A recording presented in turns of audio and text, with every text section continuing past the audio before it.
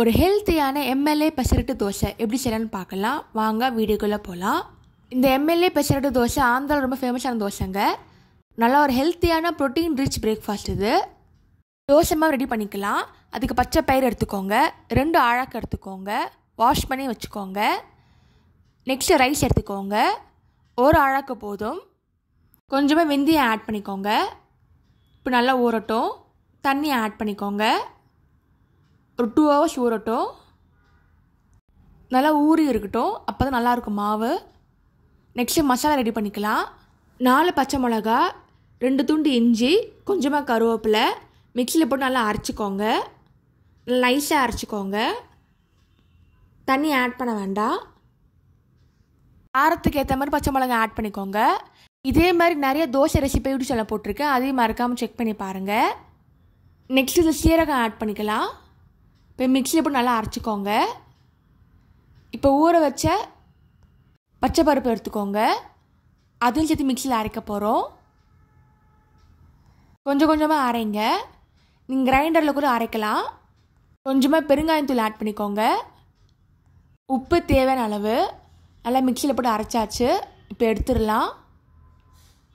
இந்த மாவு 1 வாரம் வரைக்கும் தாங்குங்க ஃப்ரிட்ஜில் வச்சு யூஸ் பண்ணால். வெளியே வச்சா சீக்கிரம் புளிச்சிடும், அதனால் போடும்போது வெளியே எடுங்க. நாங்கள் பெசரட்டு தோசை மாவு. இதுவே எம்எல்ஏ பெசரட்டுன்னா நடுவில் மசாலா வைப்பாங்க. அந்த மசாலா செய்யறதுக்கு 2 வெங்காயம் எடுத்துக்கோங்க, 1 பச்சை மிளகாய் எடுத்துக்கோங்க, கொஞ்சமாக ரவை எடுத்துக்கோங்க. 1 டம்ளர் ரவை எடுத்துருக்கேன். இப்போ நல்லா ட்ரை பண்ணிக்கோங்க. ஈரப்பதம் இல்லாமல் இருக்கணும். நல்லா ட்ரை ரோஸ்ட் பண்ணி தனியாக எடுத்து வச்சுக்கோங்க. இப்போ கடாயில் எண்ணெய் ஆட் பண்ணிக்கலாம். நெக்ஸ்ட்டு தாளிக்க போகிறோம். தாளிக்கிறதுக்கு கடுகு ஆட் பண்ணிக்கோங்க. கடுகு நல்லா பொரியட்டும். நடுவில் வைக்கிற மசாலா பார்த்திங்கன்னா உப்புமா மாதிரி இருக்கும். நெக்ஸ்ட்டு உளுத்தம்பருப்பு ஆட் பண்ணிக்கோங்க. கொஞ்சமாக கடலை பருப்பு ஆட் பண்ணிக்கோங்க. நல்லா தாளிச்சிக்கோங்க. நெக்ஸ்ட்டு வெங்காயம் கட் பண்ணதை ஆட் பண்ணிக்கலாம்.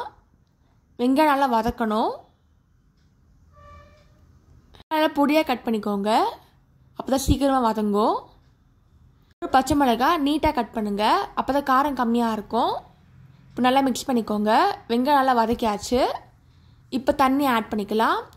1 டம்ளர் ரவைக்கு 2 டம்ளர் தண்ணி ஆட் பண்ணிக்கோங்க. நல்லா வேகட்டும். நல்லா கொதி வரும். நல்லா கொதி வந்ததுக்கப்புறமா ரவையை ஆட் பண்ணிக்கலாம். இப்போ நல்லா மிக்ஸ் பண்ணிக்கோங்க.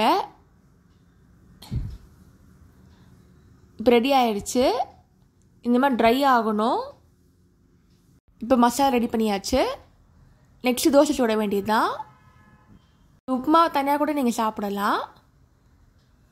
நெக்ஸ்ட்டு தோசைக்கல் எடுத்துக்கோங்க, எண்ணெய் ஆட் பண்ணிக்கோங்க. தோசை கரண்டி மாவு ஊற்றிக்கலாம். அரிசி மாவு போட்டிருந்தாலும் நல்லா மெலிசாவே வரும். நல்லா சுட வைங்க. நெக்ஸ்ட்டு திருப்பி போட வேண்டியது தான். இந்த மாதிரி ப்ரௌன் கலர் வந்ததுக்கப்புறமா திருப்பி போட்டுடலாம். நார்மல் தோசையை விட இந்த மாதிரி ட்ரை பண்ணி பாருங்கள், கிட்ஸுக்கு ரொம்ப பிடிக்கும். இப்போ திருப்பி போட்டுடலாம்.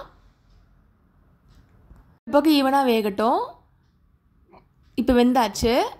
இப்போ மசாலா உள்ளே வைக்க வேண்டியது தான். மசாலா எடுத்துடலாம். இப்போ வைக்க வேண்டியது தான். ஒரு சுவையான எம்எல்ஏ பெசரட்டு ரெடி ஆயிடுச்சு. நீங்களும் ட்ரை பண்ணி பார்த்துட்டு எப்படி இருக்குன்னு சொல்லுங்கள். இதே மாதிரி நிறைய ரெசிபி யூடியூப் சேனல் போட்டிருக்கேன், அதையும் மறக்காமல் செக் பண்ணி பாருங்கள். தேங்க்ஸ் ஃபார் வாட்சிங். லைக் பண்ணுங்கள், ஷேர் பண்ணுங்கள், சப்ஸ்கிரைப் பண்ணுங்கள்.